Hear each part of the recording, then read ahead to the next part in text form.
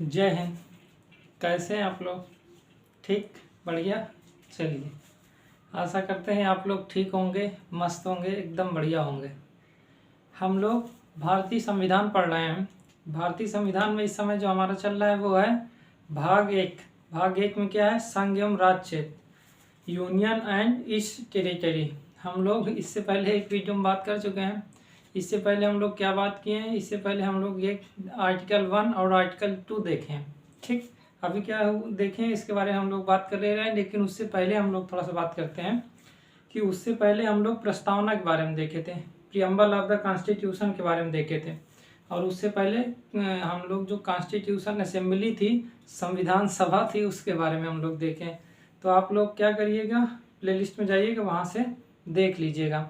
और जो यूनियन, ये जो भाग एक है यूनियन एंड ईस्ट टेरिटरी या संघ एवं उसके राज्य क्षेत्र, इसमें पहला वाला वीडियो देखिएगा। उसमें आर्टिकल 1 और आर्टिकल 2 के बारे में बात हुआ। अनुच्छेद 1 और अनुच्छेद 2 के बारे में बात की गई है। अनुच्छेद 1 में क्या है? अनुच्छेद 1 में भारत का नाम बताया गया कि भारत अर्थात इंडिया, मतलब दोनों नाम है कि India that is Bharat shall be union of state है, ये कहा गया है। तो इंडिया दैट इज भारत, तो भारत की एक तो नाम हो गया कि भारत नाम होगा या इंडिया इसको कह सकते हैं। और दूसरा पद्धति के बारे में बता दिया गया कि भारत कौन सी पद्धति अपनाएगी।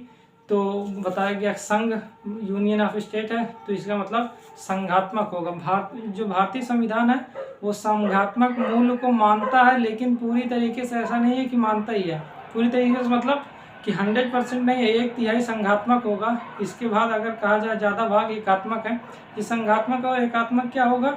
हम लोग संघात्मक का मतलब ये हो गया कि राज्य के पास पर्याप्त शक्ति होती है, केंद्र से भी ज़्यादा हो सकती है। और संघात्मक में तो मतलब पूरी सत्ता किसके हाथ में रहती है? केंद्र के हाथ में रहती है। ठीक है, एकात्मक का मतलब ये है। तो हमारे जो भारतीय संविधान में एकात्मक के तत्व भी हैं, संघात्मक के भी हैं। संघात्मक के तत्व एकात्मक से कम ही है। ठीक, एकात्मक ब्रिटेन से लिया गया है और संघात्मक हमारा जो अमेरिका उससे लिया गया। ठीक, तो हम आर्टिकल 1 में बता ही दिया गया कि India that is Bharat shall be union of state है। तो इसका मतलब भारत अर्थात इंडिया राज्यों का संघ होगा, इसके बारे में कह दिया गया था। 28 राज्य और 8 केंद्र शासित प्रदेश हैं, तो वो सब मिलाकर क्या हो जाएगा? भारतीय क्षेत्र हो जाएगा। दूसरे में क्या कहा गया था? अनुच्छेद दूसरे में ये कहा गया था कोई भी विदेशी क्षेत्र को भारत में हम अपना सकते हैं, वो आर्टिकल 2 के तहत होगा। ठीक, आज हम लोग आर्टिकल 3 देखते हैं और आर्टिकल 4 देखते हैं, क्योंकि भाग 1 में 4 आर्टिकल हैं, आर्टिकल 1 से आर्टिकल 4 तक है। तो हम लोग ये देखे थे कि 22 भाग हैं। 22 भाग में जो पहला भाग है या पहला चैप्टर कह सकते हैं, वो चैप्टर क्या है? संघ एवं राज्य क्षेत्र है। तो संघ एवं राज्य क्षेत्र के बारे में देखेंगे। फिर इसके संघ एवं राज्य क्षेत्र में जो दो आर्टिकल देखिए, उसको देखने के बाद उसके आगे तो आप लोग इससे पहले देखिएगा और फिर इसको देख लीजिएगा, या इसको देखने के बाद उसको देखिएगा, लेकिन चारों आर्टिकल पढ़ लीजिएगा। ठीक, चलिए। तो आज हम कल आर्टिकल 1 और आर्टिकल 2 समझ में है। आर्टिकल 1 में कहा गया है भारत अर्थात इंडिया अर्थात भारत राज्यों का संघ होगा। दूसरा कहा गया है कि कोई विदेशी क्षेत्र को अगर आप अपनाकर राज्य बना सकते हैं, राज्य की घोषणा कर सकते हैं, ये अधिकार संसद को है। ठीक है, ठीक। कोई विधानमंडल तो ऐसा कानून बना ही नहीं सकता, क्योंकि इन सब मामलों में जितनी भी शक्तियाँ होती है वो केंद्र के पास होती है। हम लोग देखेंगे 7वीं अनुसूची है, 7वीं अनुसूची में बहुत सारे विषय दे दिए गए हैं। राज्य सूची के कौन से विषय होंगे, संघ सूची के कौन से विषय होंगे, और दोनों के केंद्र और संघ जो दोनों लोग नियम बना सकते हैं वो कौन सी होगी। और उसमें भी सबसे अगर कहीं विरोध की स्थिति उत्पन्न होती है तो केंद्र की, मतलब केंद्र का ही कानून लागू होता है, उसको हम लोग देखेंगे। 254 तक पहुंचेंगे तो उसमें है 254, 256 में इसके बारे में बात की गई है। ठीक, ठीक है। तो अनुच्छेद या आर्टिकल की बात करें 3, अनुच्छेद 2 या आर्टिकल 3 के बारे में हम लोग थोड़ा सा बात करते हैं, फिर इसके बाद आगे देखते हैं। आर्टिकल 2 में क्या कहा गया है? इसमें कहा गया है कि संसद कानून बना सकते। देखिए आर्टिकल 2 में भी यही बात कही गई थी कि संसद बना सकती है। हम लोग फिर से कह रहे हैं कि संसद बहुत सारी मामलों में कानून बनाती है, तो आर्टिकल में स्पष्ट कर दिया गया। अब कुछ आर्टिकल में क्या कर दिया गया है कि विधानमंडल भी लिखा है, तो जहाँ जहाँ विधानमंडल लिखा होगा तो वहाँ तो बताया ही जाएगा, लेकिन ज़्यादातर मामलों में यही है कि संसद कानून बनाएगी, संसद कानून बनाएगी। लेकिन जहाँ विधानमंडल से शुरू होगा, जब हम 152 से लेकर 243 तक देखेंगे आर्टिकल, तो वो पूरा राज्यों के बारे में, ठीक है। तो उसमें तो राज्य के बारे में रहेगा, लेकिन कहीं कहीं पास जैसे संघ एवं राज्य क्षेत्र वाला भाग हो गया, मूल अधिकार, तो उसमें जो भी कानून मुख्य रूप से बनाया जाता है वो राज्य के द्वारा तो होता ही है, लेकिन अगर सर्वोपरि उसमें कानून होगा तो संसद द्वारा। कुछ मामले में केवल संसद ही बनाती है, कुछ मामले में होती है विधानमंडल बनाती है, और कुछ मामले में होता है दोनों बनाती है। ये बहुत कम मामले हैं, उसको हम देखेंगे। तो अनुच्छेद 2 में क्या कहा गया कि संसद विधि बनाकर, विधि का मतलब होता है सामान्य रूप से विधि को कानून भी कहते हैं, ठीक है, कानून या लॉ। संसद विधि बनाकर क्या कर सकती है, क्या क्या कर सकती है, हम लोग उसको देखते हैं। संसद विधि बनाएगी, उसके लिए सबसे पहला है कि नए राज्य बना सकती है। विधि बनाकर क्या कर सकती है, नए राज्य का गठन, नए राज्य का गठन कर सकती है, ठीक। दूसरा क्या है, परिवर्तन कर सकती है, राज्यों की सीमाओं में परिवर्तन, राज्यों की सीमाओं में परिवर्तन करना चाहे तो किसको अधिकार है, संसद के पास ये अधिकार है। और अगर कहें तो अगर नाम बदलना हो, राज्य का नाम बदलना हो, मान ली उत्तर प्रदेश का नाम कुछ और भी रखना हो, तब भी क्या होगा, संसद विधि बनाकर उत्तर प्रदेश का नाम बदल सकती है, किसी भी स्टेट का नाम बदल सकती है। तो नाम में परिवर्तन, ठीक है, राज्य के नाम में परिवर्तन, राज्य के नाम में। जैसे अब आप बताइए, उत्तराखंड उत्तर प्रदेश से अलग हुआ 2000, तो अब क्या हुआ, छत्तीसगढ़ अलग हुआ मध्य प्रदेश से, झारखंड अलग हुआ बिहार से। तो अब इनका नाम जब रखा गया तो वो कौन का रखेगा, वो तो नाम रखने का मतलब उस समय तो डिमांड हो रही थी कि हमको उत्तराखंड रखो, उत्तराखंड रखो। फिर उत्तरांचल रखा गया, जैसे ही झारखंड बना इसके बाद वो कह दिया कि हमको भी उत्तराखंड करिए, हम उत्तरांचल से काम नहीं चलाएंगे, इसलिए वो यूके हो गया। ये यूनाइटेड किंगडम नहीं है, ये उत्तराखंड है, ठीक। चलिए, तो संसद विधि बनाकर नए राज्य का गठन कर सकती है। इसका मतलब संसद बनाकर 28 राज्य हैं और 8 केंद्र शासित प्रदेश हैं, तो उन 28 राज्य में बढ़ा भी सकती है, घटा भी सकती है। इसका ये क्या है, ये संसद के पास अधिकार है, ठीक। राज्यों की सीमाओं में परिवर्तन कर सकती है, कि उत्तर प्रदेश का कुछ भाग हटा सकती है या कुछ भाग जोड़ सकती है, तो बढ़ा भी सकती है। इसको आप लिखना ही है, ये केवल देखने के लिए नहीं है, घटा सकती है। तो संसद विधि बनाकर नए राज्य बनाएगी, सीमाओं में परिवर्तन करेगी, उसको बढ़ा भी सकती है, या जैसे मान ले बिहार का कुछ क्षेत्र हटा के उत्तर प्रदेश में सम्मिलित कर दिया गया, या उत्तर प्रदेश का कुछ क्षेत्र मिलाकर किसमें कर दिया गया, बिहार में अटैच कर दिया गया, या मध्य प्रदेश में कर दिया गया, तो ये भाग छोटा हो गया। बढ़ाने का मतलब ये हो गया कि जिस राज्य में ऐड किया जाएगा उसका क्षेत्रफल तो बढ़ जाएगा, जिस राज्य से हटाएंगे वो घट जाएगा, तो सीमाओं में परिवर्तन हो गया। राज्य का नाम आप बदल सकते, मतलब आप बदल सकते हैं, मतलब संसद बदल सकती है, ठीक। तो संसद विधि बनाकर ये कार्य कर सकती है, कोई दिक्कत नहीं। आर्टिकल 2 में क्या कर सकती है, विदेशी राज्य को संसद क्या करेगी, भारतीय क्षेत्र में शामिल कर सकती है। और इसमें क्या कर सकती है, जो भारतीय राज्य हैं उनका नाम में परिवर्तन कर सकती है, उसका सीमा बदल सकती है, राज्य का गठन कर सकती है और नाम में परिवर्तन कर सकती है, ठीक है। जब ये होगा तो आप देखिए, जब कोई राज्य बनता है तो चौथी अनुसूची और पहली अनुसूची में परिवर्तन होता है। पहली अनुसूची में राज्यों का नाम के बारे में है, चौथी अनुसूची में राज्यों के अनुसार जिस प्रकार राज्य होंगे उसी अनुसार संसद की जो राज्यसभा की सीट होगी उसका बंटवारे के बारे में बताया गया है। हम लोग अनुसूचियों के बारे में देखेंगे, सभी अनुसूचियों के बारे में थोड़ा सा आर्टिकल पढ़ लेते हैं, फिर अनुसूचियों के बारे में बात करेंगे, ठीक। इतना रफ करें, कोई दिक्कत नहीं है। चलिए,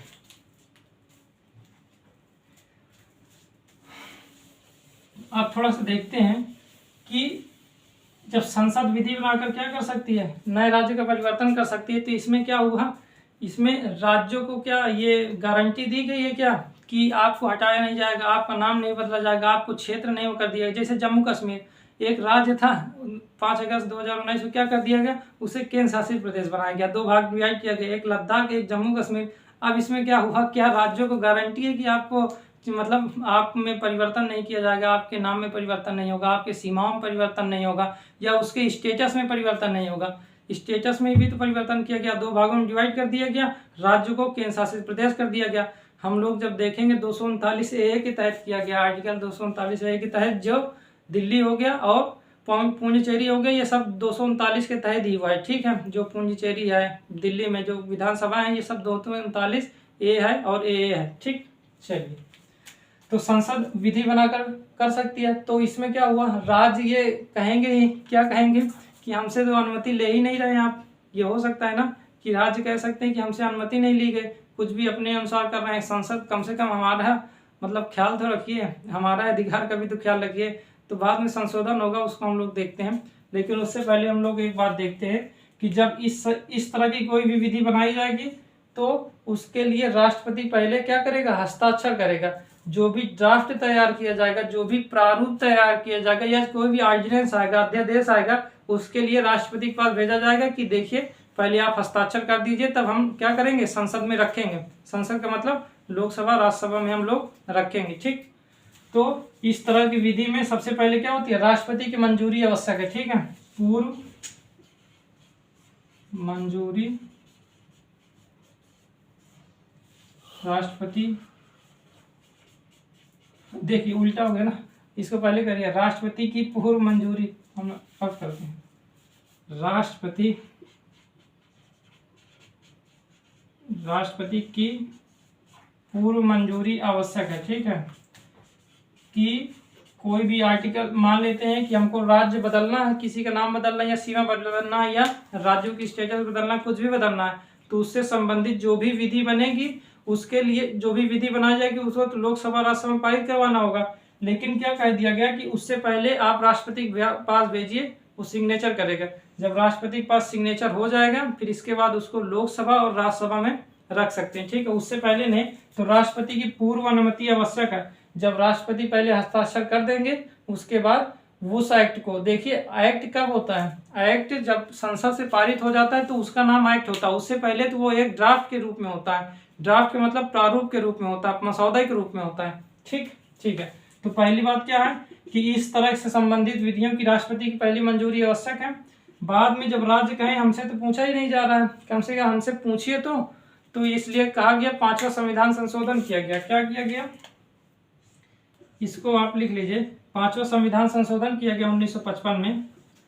इसमें क्या किया गया, 5वां संविधान संशोधन किया गया और इसमें कह दिया गया कि ठीक है हम राज्यों से सब आप पूछेंगे, जो भी मसौदा या ड्राफ्ट हम लोग संसद में रखेंगे उसको आपके पास भी भेज देंगे, आप परेशान बिल्कुल मत रहिए। तो राष्ट्रपति क्या करेगा, राष्ट्रपति उस मसौदे को जो संसद में रखा जाएगा उसको विधानमंडल में भी भेजता है, जहां नाम परिवर्तन होगा। ठीक है, जिस राज्य का नाम परिवर्तन, सीमा परिवर्तन होगा उस राज्य में, उस राज्य की जो विधानमंडल होगा, ठीक है, उस विधानमंडल में जो संसद में प्रारूप रखा जाएगा उस प्रारूप को वहां के विधानमंडल में भी भेज देगा और कहेगा अपनी राय दीजिए। ठीक है, तो इसमें क्या है, 5वें संविधान संशोधन द्वारा कह दिया गया विधानमंडलों से भी राय ली जाने लगी। ठीक है, विधान मंडलों से राय का मतलब मत है, ली जाने, ओपिनियन कह सकते हैं कि आप अपना विचार रखिए, आप अपनी राय दीजिए, मत दीजिए, ओपिनियन दीजिए, ली जाने लगी। ठीक है, और ये किस राज्य की बात हो रही, जिस राज्य में परिवर्तन होगा वो राज्य के पास भेजा जाएगा। सभी राज्यों के पास किस लिए भेजा जाएगा, कोई महत्व ही नहीं है। जिस राज्य में मान लेते उत्तर प्रदेश में बदलना है तो यहाँ की विधानमंडल में भेजेंगे कि ये लीजिए, ये ड्राफ्ट हम संसद में रखेंगे, राष्ट्रपति की भेजेंगे। राष्ट्रपति भेजेगा मतलब ये हुआ राष्ट्रपति स्वयं से कुछ करते नहीं है, वो तो मंत्रिपरिषद के सलाह पर करेंगे, मतलब कैबिनेट की सलाह, जैसे नरेंद्र मोदी जी हो गए और उनकी जो कैबिनेट है उनकी सलाह पर कार्य करते हैं। राष्ट्रपति अपने से कुछ नहीं करता, हम लोग देखेंगे, मतलब अपने से कुछ नहीं करने का मतलब सांस तो ले ही सकता है, खाना खा सकता है, इससे ज़्यादा वो कोई हस्तक्षेप नहीं कर सकते। नहीं, प्रधानमंत्री को यह आदेश नहीं देगा कि मतलब नहीं देंगे कि आप ये कार्य नहीं करेंगे, वो कार्य नहीं करेंगे। जो प्रधानमंत्री कहेंगे राष्ट्रपति वही करते हैं। राष्ट्रपति अपने से कुछ भी नहीं करते हैं। शासन में भारत में जो राष्ट्रपति का मतलब केवल एक प्रमुख के रूप में है, संवैधानिक प्रमुख के रूप में, उनके पास शक्ति नहीं है, शक्ति पूरी कैबिनेट के पास है, मंत्रिपरिषद के पास है। ठीक, इसको हम लोग देखेंगे। तो विधानमंडलों से राय ली जाने लगी। कौन सा संविधान संशोधन हुआ, 5वां संविधान संशोधन हुआ। ठीक है, नेहरू जी की उस समय सरकार थी तो किया गया, कोई दिक्कत तो नहीं। ठीक, केवल जान लीजिए ये राय मानना जरूरी नहीं है राष्ट्रपति के लिए। ठीक है, इसमें क्या कहा गया है, आप पूरी भाषा सुन लीजिए, केवल इतना लिखिए और केवल समझ लीजिए। इसमें कहा गया 5वें संविधान संशोधन द्वारा यदि किसी राज्य के सीमा में परिवर्तन, उसके नाम में परिवर्तन किया जाएगा और उससे संबंधित कोई भी प्रारूप संसद में रखा जाएगा तो राष्ट्रपति की राष्ट्रपति यह करेगा कि उस मसौदों के वहाँ की विधानमंडल में भेजेगा जहाँ संशोधन हो रहा होगा। ठीक है, ठीक है। और निश्चित समय दिया जाएगा कि आप इस समय सीमा के अंदर अपनी राय दे दीजिए। ठीक है, कुछ निश्चित समय दे दिया जाएगा कि 1 महीना 2 महीना आप समय ले लीजिए और इस समय के अनुसार आप भेज दीजिए। ठीक है, तो उस समय के अंदर क्या करेगी, विधानमंडल राय बनाएगी और इसके बाद कहाँ भेज देगी, राष्ट्रपति के पास भेज देगी। राष्ट्रपति के पास भेजेगी मतलब मंत्रिपरिषद के पास भेजेगी। ठीक है, ठीक। इसमें हो गया। इस राय को राष्ट्रपति को मानना बिल्कुल अनिवार्य नहीं है। संसद राष्ट्रपति को मंत्रिपरिषद मान भी सकती है, नहीं भी मान सकती। ठीक है, इस राय को यदि निश्चित समय में आ भी गया हो, ऐसा नहीं है कि निश्चित समय में नहीं आया तब तो मानेंगे ही नहीं। अगर निश्चित समय में आ गया हो तब भी मानना बाध्यकारी नहीं, तो बाध्यकारी मानना नहीं। ठीक है, यह राय बाध्यकारी नहीं है मानने के लिए। यह राय बाध्यकारी नहीं है, इतना लिख लीजिए। राष्ट्रपति इसको अपनी इच्छा से मान भी सकता है। राष्ट्रपति मतलब मंत्रिपरिषद, राष्ट्रपति चाहे तो मान भी सकता है। अब राष्ट्रपति करेंगे तो राष्ट्रपति का मतलब मंत्रिपरिषद होता है। ठीक है, क्योंकि राष्ट्रपति स्वतंत्र कुछ नहीं करता। आपको ये बात समझ में आएगी कहाँ से, जब आर्टिकल 52 से हम लोग 62 और आर्टिकल 74 और 75 पढ़ेंगे, वहां से अच्छे से स्पष्ट हो जाएगा। ठीक, यह राय बाध्यकारी नहीं है। इसका मतलब विधानमंडल राय देगी तो राष्ट्रपति की इच्छा के ऊपर है कि वो मान भी सकती है, नहीं भी मान सकती। बस ये है कि सम्मान बना रहे आपका, इसलिए कि आपका भी सम्मान बना है, इसलिए हम लोग 5वां संविधान संशोधन किया गया। जब राय नहीं लेनी थी तो क्यों संशोधन किया गया, ये बात टूट रही होगी। केवल सम्मान बनाए रखने के लिए। जब राज्य विरोध करने लगती है, हमसे पूछते ही नहीं है, ऐसे ही कुछ भी कर देते हैं, हमारे राज्य को ऐसे ही बदल देंगे, कुछ भी कर देंगे, कम से कम हमसे पूछिए तो। इसके बाद कहा गया चलिए अच्छा ठीक है, आपके लिए कुछ व्यवस्था करते हैं। और क्या अनुसार किया गया, 5वां संविधान संशोधन किया गया। उस समय नेहरू जी की सरकार थी। आप जानते हैं कि 1947 से लेकर 1964 तक, इस बीच लगभग 17 साल तक किसकी सरकार थी, नेहरू जी की सरकार थी। ठीक है, 1952 में पहला चुनाव हुआ, फिर 5 साल बाद 1957 में दूसरा हुआ। ठीक है, फिर इसके बाद 1964 में उनकी मृत्यु हो गई, तो फिर तो काम समाप्ति हो गया। ठीक है, तो विधानमंडल से राय ली जानी, इतना रफ कर दें, समझ में आ गया, आगे चले ना। ठीक,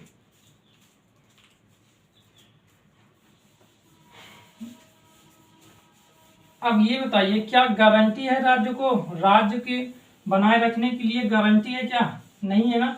राज्य संसद जब चाहे अपनी इच्छा के अनुसार क्या कर सकती है, बदल सकती है। ठीक है, उसके नाम को परिवर्तन, नाम में परिवर्तन कर सकती है, सीमा में परिवर्तन कर सकती है, कुछ भी कर सकती है। संसद के पास पूरा अधिकार है।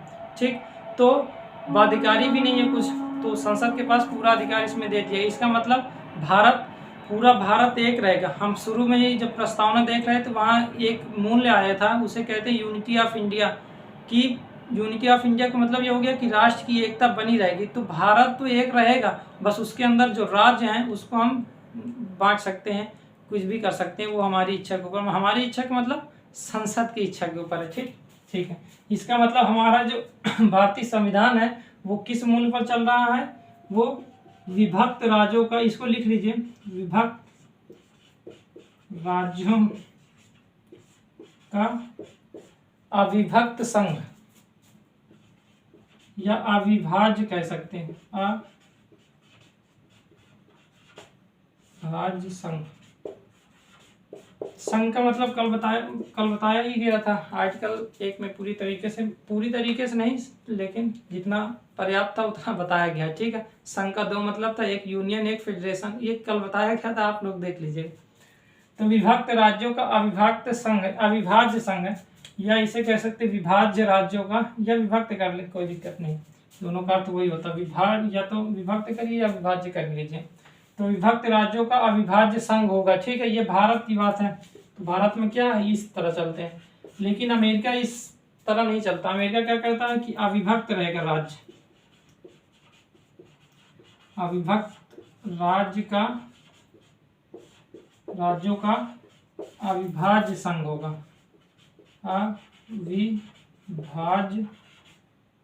संघ होगा। ब्रिटेन में राज्य से कोई मतलब नहीं, पूरा एकात्मक है, राज्य वहाँ है ही नहीं, ठीक है। वहाँ पर मतलब राज्य का मतलब पूरी शक्ति के इनके यहाँ पास है, राज्य के वहाँ पास मतलब नहीं, चलाएंगे तो वही ना, प्रशासन तो चलेगा, लेकिन इस अनुसार नहीं है कि शक्ति कुछ लो तुम्हारे पास भी रखती जा रही है, ऐसा नहीं है। पूरा जितनी भी मतलब शक्तियाँ हैं, जितनी भी पावर है, वो सेंट्रल गवर्नमेंट ही पूरा एग्जीक्यूट करती है, ठीक है। एग्जीक्यूट का मतलब कार्य करती है, ठीक है। तो ये क्या है, USA, ठीक है। तो अविभक्त राज्यों का अविभाज्य संघ, कोई दिक्कत नहीं, ठीक है। ये कहाँ है, USA में, ये कहाँ है, भारत में, कोई परेशानी नहीं, ठीक है। रफ करें ना, ठीक। तो अब USA में क्या है, राज्यों के पास पर्याप्त शक्ति है, ठीक है, राज्यों के साथ समझौता हुआ है, ठीक है, अलग नहीं हो सकते, वहाँ भी अविभाज्य संघ है, लेकिन राज्यों को भी बांट नहीं सकते। 50 राज्य हैं, आप जानते हैं, उसमें ऐसा नहीं है कि किसी भी राज्य को टेक्सास का नाम बदलकर कुछ और कर दिया, उसकी सीमा बदल दिया, ऐसा नहीं है, ठीक है। वहाँ पास उनको भी पर्याप्त रूप से गारंटी, हमारे देश में गारंटी नहीं दी गई है राज्यों के लिए, ठीक। रफ करें, चलिए एक आर्टिकल देखते हैं, फिर एक केस देखते हैं। केस आर्टिकल 3 से ही संबंधित है। एक मामला हुआ था बेरूबाड़ी, हम लोग प्रस्तावना में बात किए थे, वो आर्टिकल 3 के बारे में आएगा। आर्टिकल जब हम 368 पढ़ेंगे वहाँ फिर आएगा, ठीक। तो कोई परेशान होने की बात नहीं है। हम आर्टिकल 4 देख लेते हैं, फिर इसके बाद वो जो मामला है बेरूबाड़ी उसको थोड़ा देखते हैं। वो आर्टिकल 3 से ही संबंधित है, ठीक है, उसको हम लोग लेकिन थोड़ा सा 4 देखते हैं, फिर इसके बाद उस मामले को देते हैं, ठीक। आर्टिकल 4 में क्या कहा गया है कि संसद द्वारा जो भी विधि बनाई जाएगी, किसके तहत, आर्टिकल 2 और आर्टिकल 3 से संबंधित, उसको संविधान संशोधन नहीं मानेंगे, ठीक। तो आर्टिकल 2 अभी हम लोग पढ़े, कल पढ़े थे इसको, और आर्टिकल 3 तो अभी पढ़े। तो आर्टिकल 3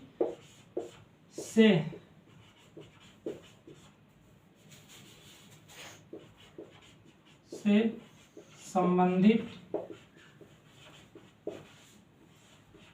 कोई भी कानून को क्या नहीं मानेंगे, कोई भी कानून को संविधान संशोधन नहीं मानेंगे, ठीक है। अब आप कहेंगे कानून को क्या मानना, संविधान संशोधन, कानून के द्वारा जो परिवर्तन होगा, तो वो लिखना हो तो लिख लीजिए।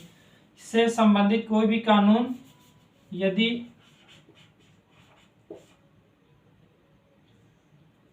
संविधान में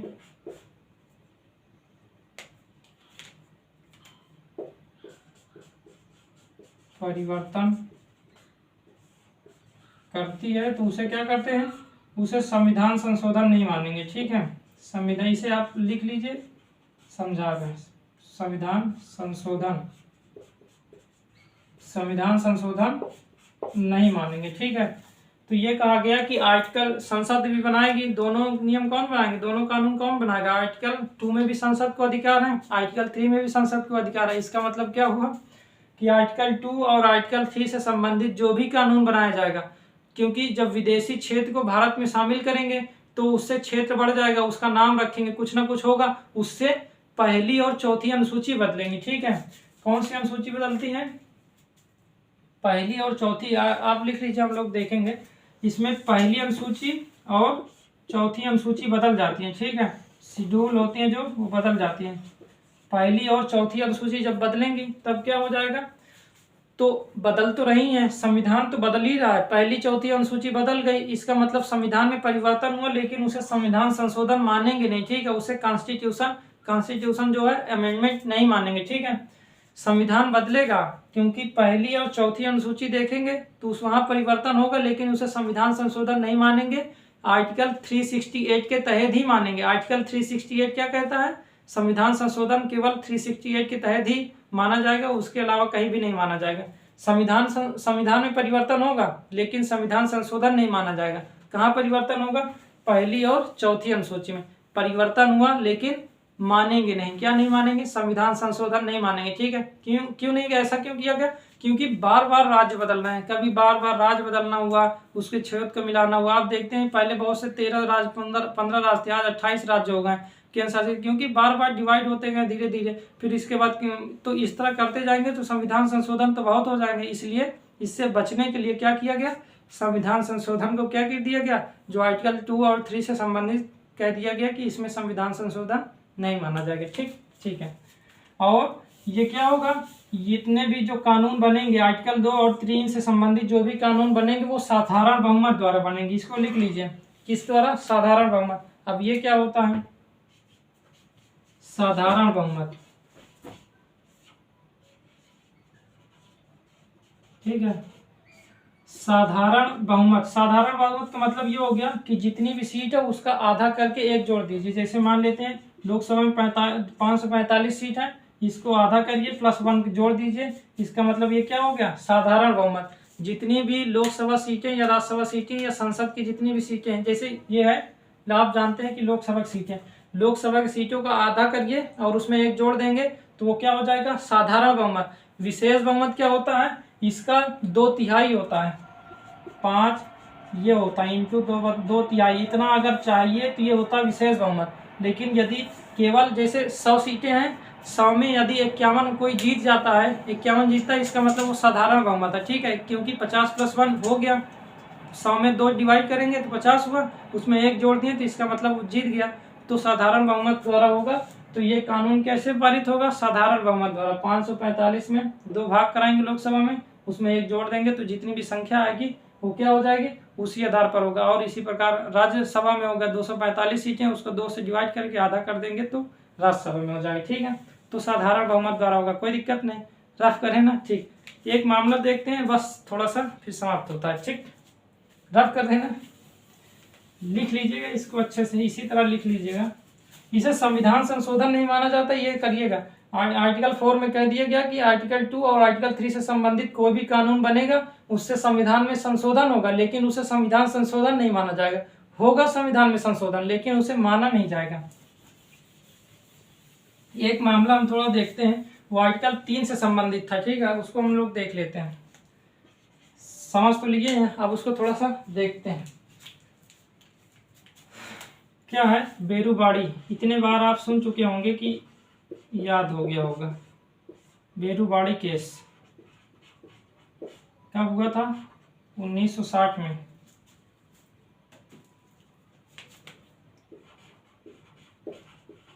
में हुआ था। ठीक, थोड़ा सा देखते हैं।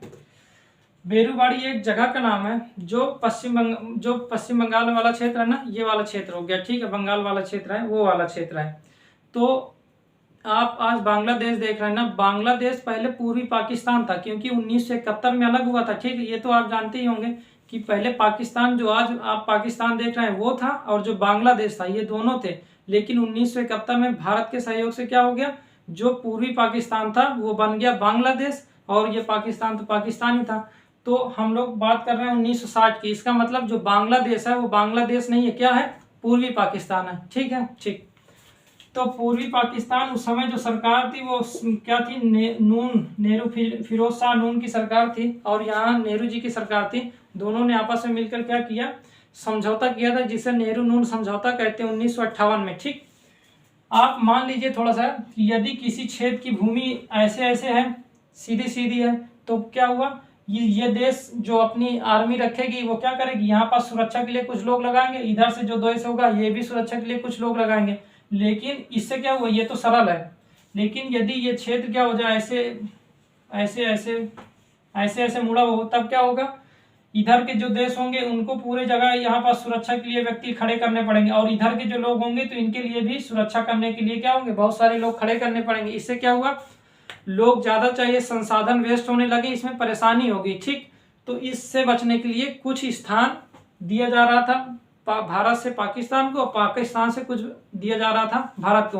पाकिस्तान से जो भारत को दिया जा रहा था वो थोड़ा सा कम थे, जितना हम दे रहे थे उससे थोड़ा कम थे, लेकिन अब थोड़ा बहुत कम ज़्यादा होगा ही, जब सीमा को विवाद निपटारा करना है तो थोड़ा बहुत तो ऐसा होगा ही। ठीक, तो बेरुबाड़ी क्या है, बंगाल में एक जगह है जिसको किसको दिया जा रहा था, पूर्वी पाकिस्तान को, या पाकिस्तान को दिया जा रहा था, पाकिस्तान से कुछ क्षेत्र हमको मिल रहे थे। ठीक है, इसके लिए संविधान में 9वां संविधान संशोधन किया गया था 1960 में। ठीक है, नेहरू जी थे उस समय, 9वां संविधान संशोधन किया गया, और संविधान संशोधन करके क्या कर दिया गया कि हम बेरूबाड़ी का जो स्थान है किसको देंगे, पाकिस्तान से, और वहां से कुछ क्षेत्र ले लेंगे। ठीक है, इससे क्या होगा, जो सीमा है जो बहुत तिरछी मिर्ची है उसको लगभग सीधा हो जाए, ताकि हमको क्या हो जाए, सुरक्षा के लिए पर्याप्त अवसर मिल जाए। ठीक, तो ये सब बातें हुई।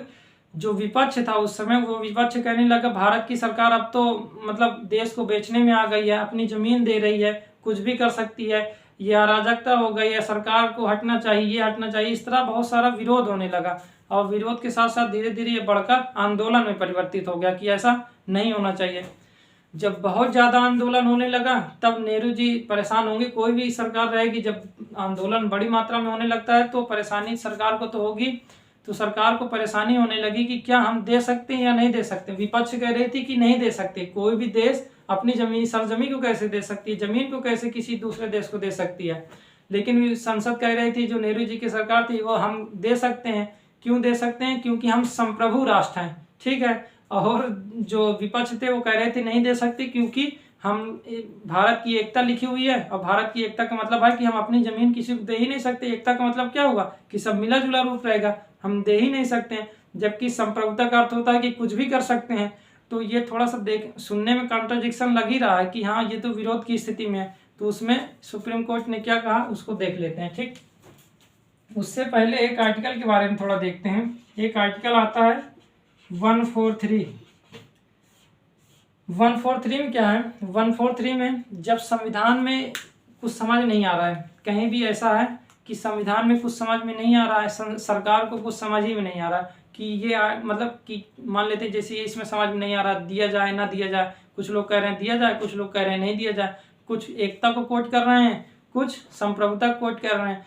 तब बहुत ज़्यादा जहाँ क्लियर ना हो रहा हो तब क्या किया जाता है, उसके लिए व्यवस्था है आर्टिकल 143। इसमें क्या करता है, राष्ट्रपति सलाह लेता है। किससे लेता है, सुप्रीम कोर्ट से लेता है। ठीक है, क्योंकि हमारे संविधान को, ये संविधान में लिखा हुआ है कि सबसे बढ़िया तरीके से जो समझेगा वो सुप्रीम कोर्ट समझेगा।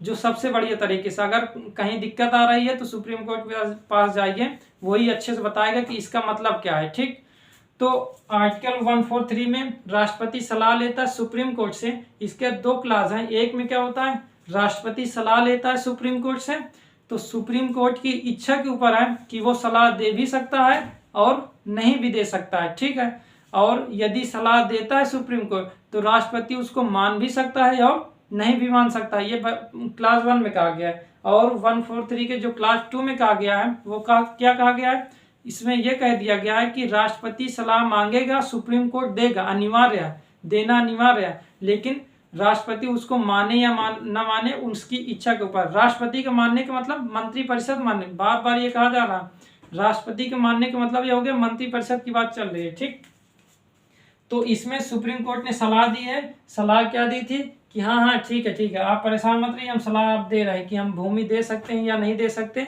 इसके बारे में हम बता रहे हैं। तो आर्टिकल 143 के तहत ही क्या कह दिया गया कि आप भूमि दे सकते हैं, लेकिन कैसे दे सकते हैं। ये बात आई थी कि सुप्रीम जो राष्ट्रपति थे उन्होंने कहा कि अगर हम दे सकते हैं तो किस आधार पर देंगे, आर्टिकल 3 के अनुसार दिया जाए। उन्होंने क्या कहा कि आर्टिकल 3 के अनुसार दें, या आर्टिकल 368 के अनुसार दें, या आर्टिकल 3 और 368 दोनों के अनुसार दिया जाए। ठीक है, किस आर्टिकल के तहत हम दूसरे को भूमि दे सकते हैं। ठीक है, इसमें सुप्रीम कोर्ट ने कहा ठीक है आप भूमि दे सकते हैं, कोई दिक्कत है नहीं, क्योंकि आप संप्रभु हो, कोई दिक्कत नहीं, आप भूमि आराम से देते रहिए।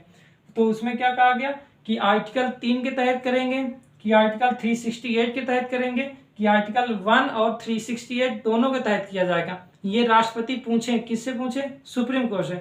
तो सुप्रीम कोर्ट ने सीधा कहा कि आर्टिकल 3 के तहत आप कुछ भी नहीं कर सकते। आर्टिकल 3 के तहत आप किसी को कुछ भी भूमि नहीं दी जाएगा। ठीक है, जो ये बेरूबाड़ी आप दे रहे हैं आर्टिकल 3 के तहत नहीं देंगे।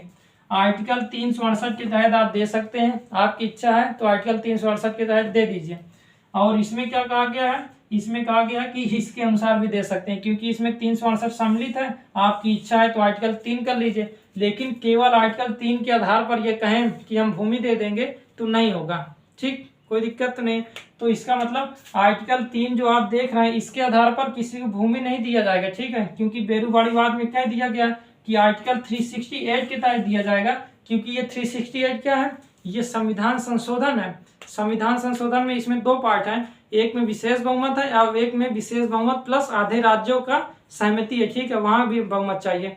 तो 2 पार्ट में है एक में विशेष बहुमत, एक में विशेष बहुमत प्लस आधे से अधिक राज्यों की सहमति आवश्यक होती है, ठीक है, उसे संविधान संशोधन कहा जाता है। ये बहुत बड़ी बात है। आधे आप बड़ी बात का मतलब 2/3 बहुमत लाना मजाक की बात नहीं है, बहुत ही बड़ी बात है। साधारण बहुमत तो आ जाता है लेकिन विशेष बहुमत बहुत मुश्किल से आता है, ठीक है। और इसमें ज्वाइंट सीटिंग भी नहीं है, कि ऐसा नहीं है कि लोकसभा राज्यसभा मिलाकर फिर से पारित करवा दिया जाए। साधारण बहुमत में ऐसा कर सकते हैं कि लोकसभा राज्यसभा को आपस मिला के जितने सदस्य हैं फिर बहुमत से पारित करा दिया जाए, लेकिन इसमें ऐसा नहीं, मतलब कठिन है। हम लोग 368 देखेंगे तो अच्छे से समझ में, वहाँ तो देखना ही है। जब 368 देखेंगे तो उसमें पूरे देखेंगे, उसमें बहुत ये भी मामला आएगा। ये अब आपको रटता जाएगा, ठीक है। हम जैसे बेरुबाड़ी है, इतनी बार आएगा, और केशवानंद भारती मामला इतनी बार आएगा कि ऐसे ही याद हो जाएगा, ठीक। समझ में आया। तो आर्टिकल 3 का रेफरेंस कहाँ आया था? बेरुबाड़ी वाद में, ठीक। समझ में आ रहा है कि केवल समझ में ही आ रहा है मतलब उड़ तो नहीं रहा है ना, ठीक है, एकदम बढ़िया से आ गया। तो हो गया, चारों आर्टिकल पढ़ लिए, इसका मतलब भाग 1 ये समाप्त हो गया। लेकिन इससे संबंधित कुछ जो विवाद है उसको हम लोग देखेंगे, कैसे कैसे राज्य बने, राज्यों के बारे में देखेंगे। आज हम 28 राज्य पहुंच गए, पहले 14-15 राज्य थे, तो कैसे कैसे बनते गए, दादरा एवं नगर हवेली, पुडुचेरी, ये सब कैसे आए, सिक्किम भारत में कैसे सम्मिलित हुआ, छत्तीसगढ़ कैसे बना, उत्तराखंड कैसे बना, तो ये सब कैसे बनते गए धीरे धीरे। तो इसके बारे में हम लोग देखेंगे। तेलंगाना कैसे बन गया, तो इसके बारे में हम लोग इसके नेक्स्ट पार्ट में देखते हैं, ठीक। कैसा लगा आप लोग बताएंगे ना, बता दीजिएगा, हम लोग मिलेंगे कल। ओके, ठीक।